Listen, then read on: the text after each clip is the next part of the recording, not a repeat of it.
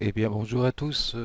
Je vous propose aujourd'hui de commencer la démarche vers l'animation de ce médaillon avec cette tête dans le médaillon en suivant les mouvements de cette jeune fille. Alors c'est une vidéo que j'ai captée sur YouTube. C'est une jeune fille qui fait des tutos de maquillage. Alors bon, j'espère qu'elle m'excusera d'avoir capté quelques secondes de son discours. Pour l'adapter,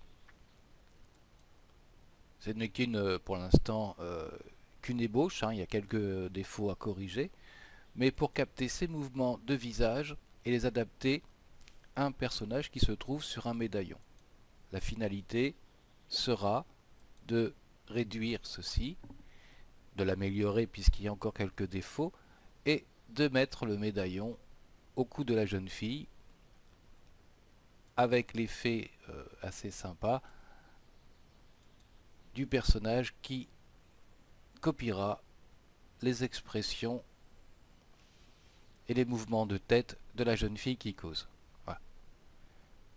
Bien. Comme je vous dis, il y a pas mal encore de travail à faire sur ce médaillon, notamment au niveau de la bouche, et de réduire un petit peu ce mouvement, peut-être un petit peu trop fort de déplacement, quelques déformations à corriger.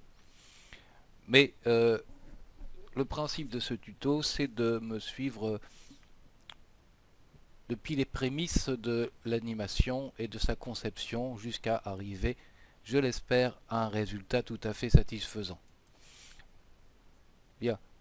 Pour ce faire, nous allons utiliser un nouvel outil qui se trouve sur After Effects CC, qui est là le suivi,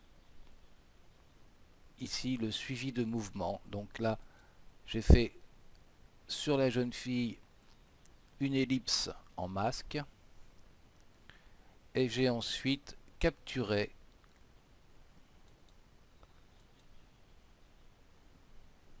les différents points de son visage qui bougent. Donc les sourcils, les yeux, le nez, la bouche, le menton et les côtés du visage. Grâce au nouvel outil de suivi de After Effects. J'ai ensuite adapté à mon personnage qui est juste là sans le médaillon. Voilà. Des points de repère en marionnette et je les ai reliés au suivi du visage qui se trouve ici où on retrouve tous les points que je vous ai montrés tout à l'heure, c'est-à-dire voilà, ici on a l'œil gauche, dont l'œil gauche en fait se retrouve à droite sur notre image, et on a les parties internes du sourcil, le milieu du sourcil, l'externe du sourcil, les yeux, enfin, toutes ces choses-là. Et on va pouvoir ainsi animer. Alors, comme je vous dis pour l'instant, c'est un peu grossier. Je suis pour l'instant uniquement sur les principes de base de ce genre de capture pour faire une animation. Mais nous allons améliorer nettement l'effet pour avoir ce genre de truc assez sympa quand même. Où on a, voilà.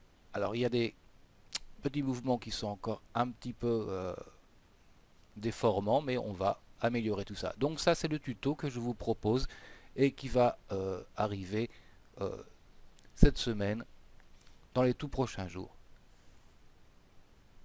Je vous dis eh bien, à bientôt et bienvenue à ceux qui s'intéressent à ce genre de tuto. Merci à tous.